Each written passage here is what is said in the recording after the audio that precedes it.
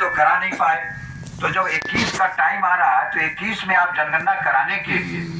जाति को उसमें शामिल कीजिए और जनगणना करा के अच्छी आंकड़े इकट्ठा कीजिए और हमारे लोगों का विकास कीजिए, उसके लिए अच्छी नीतियों का निर्धारण कीजिए। तो हम लोगों को पूरा 2020 कोविड के कारण स्थगित था, आप सब लोग उसमें घरों में रहे होंगे। हम लोगों को बहुत मुश्किल से परमिशन मिला और हम लोगों ने गांधी की सत्याग्रह का स्थल चुना और वहां से रथ यात्रा लेकर 1 महीने से अधिक हुआ रथ यात्रा कई जिलों में चली और सरकार ने राज्य सरकार इसका संज्ञान लिया और राज्य सरकार के मुखिया अपने नेतृत्व में यहाँ के तमाम दलों को लेकर प्रधानमंत्री जी से मिलने गए और प्रधानमंत्री जी से आग्रह किया, प्रार्थना किया, सब कुछ उन्होंने किया कि भाई देश में जो जनगणना अभी होनी है उसमें जाति को शामिल करके देश में जाति जनगणना करा के एक मुकम्मल तस्वीर खड़ा कीजिए कि आखिर इस देश की संसाधनों पर किसका कब्जा है और कौन लोग पिछड़ गए हैं, उनको कैसे मेन स्ट्रीम में लाया जाए, सबके चेहरे पर आखिर मुस्कान आए तो कैसे आए, खुशहाली आए सबके जीवन में तो कैसे आए। जब तक नीतियां नहीं बनेगी, कुछ मिलता है तो नीतियां बनती है तब ना आपको मिलता है, तो वो कैसे हो। लेकिन माननीय प्रधानमंत्री जी ने माननीय नीतीश जी के नेतृत्व में जो तमाम दल के लोग प्रधानमंत्री जी से मिलने गए थे उनकी बातों को स्वीकार नहीं किया और उन्होंने मना कर दिया कि हम जनगणना में जाति को शामिल नहीं करेंगे, देश में जाति आधारित जनगणना नहीं करेंगे। एक तरफ तो प्रधानमंत्री जी कहते हैं कि हम गरीबों की सरकार चला रहे हैं, हम गरीबों के लिए बन रहे हैं, लेकिन गरीबों के जीवन में वास्तविक सुधार अगर लाना चाहते हैं तो बिना उनके आंकड़ों का कैसे संभव हो सकता है। हम प्रधानमंत्री जी से यहाँ मीनापुर की धरती और आप लोगों के माध्यम से, आप लोग सब वोट देते हैं, तो आपके माध्यम से प्रधानमंत्री जी से मैं जानना चाहता हूँ कि आप बताइए, जब आपके पास कोई इलाज, कोई बीमारी का कारण ही नहीं पता है कि कैसे दूर करना है, तो आप कौन सी दवा देंगे इनको। तो इसके लिए जो जरूरी चीज है वो कर नहीं पा रहे हैं। तो केंद्र सरकार ने मना कर दिया। राज्य सरकार के मुखिया ने फैसला लिया कि हम अपने राज्य में, केंद्र ने नहीं कराया लेकिन हम अपने राज्य में, यह चूंकि बहुत जरूरी सवाल है, इसको माननीय मुख्यमंत्री नीतीश जी समझ चुके थे, तो उन्होंने अपने मंत्रिमंडल में तमाम दलों के साथ बैठक करके फैसला लिया कि भाई हम राज्य में कम से कम गणना तो हम कर ही सकते हैं।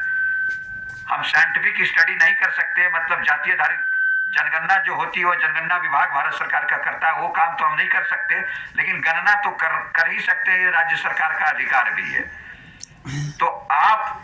के विकास के लिए राज्य सरकार ने गणना कराने का काम पूरा किया और उस गणना का रिजल्ट भी, परिणाम भी आपके सामने आ गया और उस परिणाम के आने के बाद राज्य सरकार ने तुरंत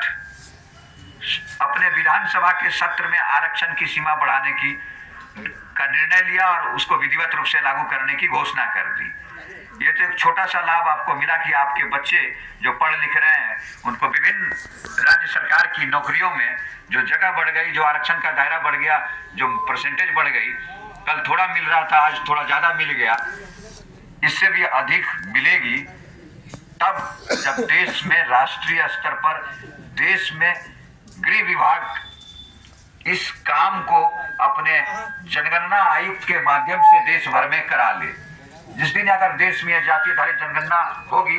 तो एकदम दूध, पानी, मट्ठा, मक्खन सब अलग अलग हो जाएगा कि कौन वो लोग थे, वो कितनी उनकी संख्या जो देश के तमाम संसाधनों को उनका कब्जा है, वो कौन लोग हैं जो बहुत हाशिए पर जीवन जी रहे हैं, जिनका विकास सिर्फ दूर दूर तक नाता नहीं रह गया है, जिनके बच्चों को पढ़ने के लिए एक अच्छी स्कूल नहीं है, जिन्हें चिकित्सा के लिए, इलाज के लिए मुकम्मल अस्पताल नहीं है, अस्पताल है तो वहाँ डॉक्टर नहीं है, डॉक्टर है तो कोई व्यवस्था नहीं है। ये सारी चीजें जब निकल कर आएंगी, उसकी माली हालत कैसी है, उसकी शैक्षणिक हालत कैसी है, कौन लोग हैं जो पढ़ते पढ़ते बीच में छोड़ गया है, ड्रॉप आउट हो गया, उसको कैसे ठीक किया जाए, उसको कैसे मेन स्ट्रीम में लाया जाए। आज आप BA, MA, PhD कर लेते हैं, नौकरी नहीं मिलती है, पढ़ाई बेकार हो जाता है। मुझे कई ऐसे लोग मिले जो BA करके पान बेच रहे हैं, पान की दुकान चला रहे हैं, तो उस पान की दुकान चलाने के लिए BA तक की पढ़ाई की जरूरत है? नहीं है जरूरत। उस पढ़ाई का उपयोग तो कुछ बड़े काम के लिए करना चाहिए। तो इन सब हालातों को ठीक करने के लिए ये जितनी बीमारियां समाज के अंदर व्याप्त हैं, जितनी गैर बराबरी की खाई बढ़ती गई है, अब गैर बराबरी, अमीर अमीर होता चला गया, गरीब गरीब होता चला गया, रोजगार धंधे छिन गए, लोगों का भोजन छिन गया, महंगाई बढ़ गई, तमाम तरह की मतलब बीमारियां समाज के अंदर आ गई। इसको कैसे दूर करेंगे? इसको जानने के लिए, इसको दूर करने के लिए जाति जनगणना ही एक ऐसी एंटीबायोटिक है